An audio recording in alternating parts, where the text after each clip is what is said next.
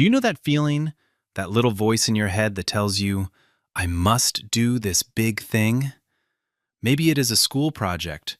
Maybe it is cleaning your whole house. Or maybe it is finally starting that hard exercise routine. You know you should start today. You know that if you wait, you will feel stress later. But instead of starting, you open social media. You watch a funny video. You decide to organize your spices. You do anything else but the important task. This habit has a name: procrastination. It is the art of putting things off. We all do it. Every single person who has ever had a deadline has probably waited until the very last minute. It feels comfortable in the moment, doesn't it? It feels safe. It feels like you have time. But that comfort is a very small, temporary feeling. It always comes with a big price tag: stress, rushing, and often a job that is not as good as it could be. Why do we do this? Why do we wait until the clock is ticking very loudly? It is not usually because we are lazy. Laziness is easy to understand. Procrastination is much more complicated. It is often a hidden feeling, a small problem inside our minds that we try to escape. One of the biggest reasons is fear. And I do not mean fear of the deadline. I mean the fear of the work itself. Many people are perfectionists. They believe that if they start a task, it must be perfect. If it must be perfect, the pressure is huge. The idea of making a mistake is so scary that the brain decides it is safer to not start at all. If you do not start, you cannot fail. This is a powerful trick our minds play on us. We are not afraid of the work. We are afraid of not being good enough at the work. Another reason is that the task feels too big. Imagine you have to write a 5,000-word report. When you look at the number 5,000, what do you feel? Maybe you feel small. Maybe you feel tired. Your brain looks at this giant mountain of work and says, "This is too much. It is too difficult. I will wait until I feel stronger." This feeling is called being overwhelmed. When we feel overwhelmed, our natural reaction is to run away. We run away into easy things: a simple conversation, a quick game, a small chore that feels easy to finish. These small, easy wins give us a tiny, quick feeling of accomplishment, which makes us feel good for a moment. But they do not solve the big problem. Then there is the trap of immediate pleasure. Our brains are wired to want rewards right now.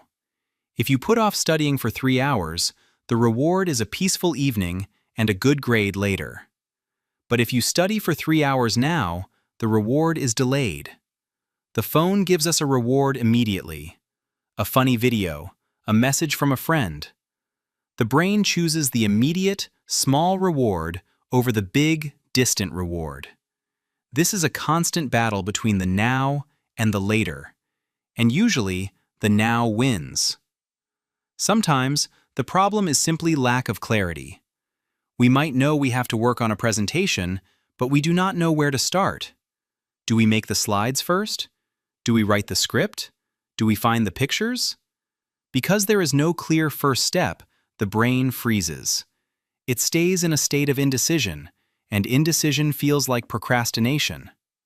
We are waiting for a perfect instruction manual, but sometimes we just need to make a tiny movement.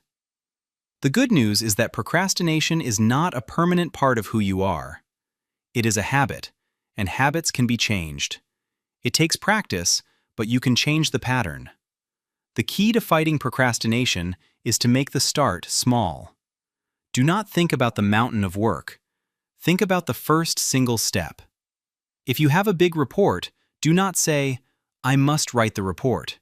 Say, "I will open the document and write one title."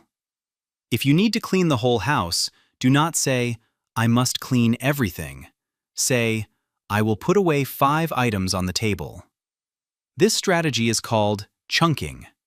You are breaking the big, scary task into small, manageable pieces.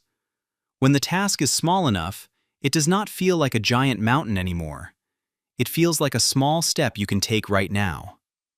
Another simple trick is to use the 5-minute rule.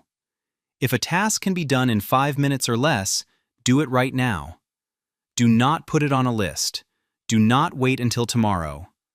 This works for small things like sending an email, washing one dish, or replying to a quick text.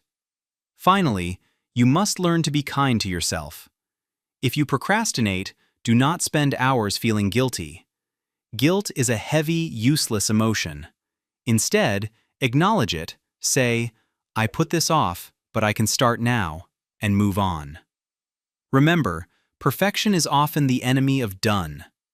A finished project that is good enough is always better than a perfect project that never starts. Start small, start messy, and start now. You will feel the relief of a job done much sooner than you think.